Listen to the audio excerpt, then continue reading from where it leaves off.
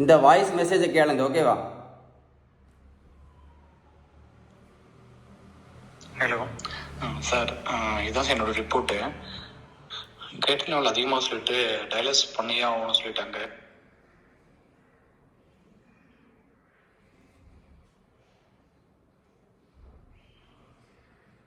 Hello sir, இதுதான் sir என்னோட report. கிரேட்டின் level அதிகமாக சொல்லிட்டு டயாலிசிஸ் பண்ணியே ஆகணும்னு சொல்லிட்டாங்க. பண்ணிட்டேன் சார். இப்போ தான் சார் 10 days ஆகுது பண்ணியிருக்கேன். இப்போ ஒரு 4-5 டயாலிசிஸ் தான் பண்ணியிருக்கேன். 4-5 பண்ணியிருக்கேன் சார் மொத்தமாக. இப்போ டயட் எடுத்து டயாலிசிஸ் நம்ம ஸ்டாப் பண்ணலாமா சார்?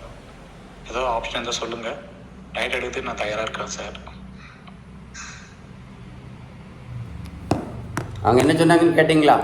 என்ன சொன்னாங்கன்னா, சுகர்னால் பாதிச்சு கிரியாட்டின் அளவு ஜாஸ்தியாகி இப்போ வந்து கிட்னி டயாலிசிஸ் பண்ணிகிட்ருக்காங்களாம். இப்போ வந்து பேலன்ஸ்டு டயட்டு ஃபாலோ பண்ணுறதுக்கு நான் தயாராக இருக்கிறேன் அப்படின்னு சொல்கிறாங்க. இதுக்கு நம்ம முதலே தயாராக இருந்திருக்கலாமே. அதான் திரும்ப திரும்ப சொல்லிகிட்டே இருக்கேன். பேலன்ஸ்டு டயட் நீங்கள் வந்து எவ்வளோ முன்கூட்டி ஃபாலோ பண்ணுறீங்களோ, பேலன்ஸ் டயட் எவ்வளோ முன்கூட்டி ஃபாலோ பண்ணுறீங்களோ அவ்வளோ தூரத்துக்கு தான் நம்மளோட இன்சுலின் ரெசிஸ்டன்ஸ் குயிக்காக சரியாகும்.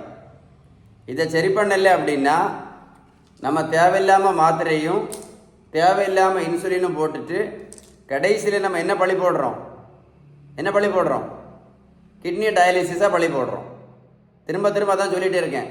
நீங்கள் பேலன்ஸ் டயட்டு ஃபாலோ பண்ணினீங்க அப்படின்னா, பேலன்ஸ் டயட் ஃபாலோ பண்ணிங்கன்னா தேவையில்லாமல் பக்கவாதம், கண் குருடு, ஹார்ட் அட்டாக்கு, கிட்னி டயாலிசிஸ் இந்த மாதிரி பிரச்சனை இல்லாமல் என்ன பண்ணலாம்?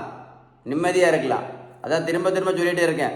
பேலன்ஸ் டயட்டு ஃபாலோ பண்ணுறதுக்கு ஸ்டெப்பு உடனே எடுத்துருங்க. ஏதாவது சந்தேகம் இருந்தால் கண்டிப்பாக கால் பண்ணி பேசுங்க. இந்த வீடியோ உங்கள் ஃப்ரெண்ட்ஸுக்கு ஷேர் பண்ணி விடுங்க.